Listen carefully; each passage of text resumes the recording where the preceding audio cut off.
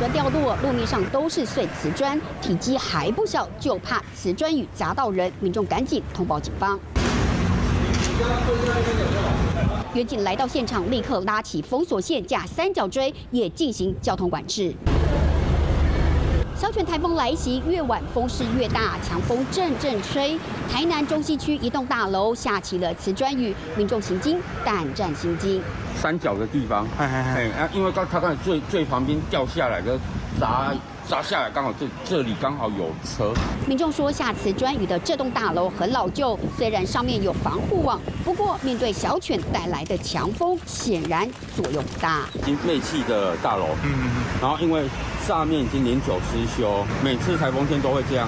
今天是从下午风很大的那时候，差不多2点多吧，就开始慢慢在掉。而警方到场后也清查大楼所有权人进行处理，同时呼吁民众避免进入警戒区域，以免发生危险。华视新闻刘汉生、宋文娟、陈信仁台南报道。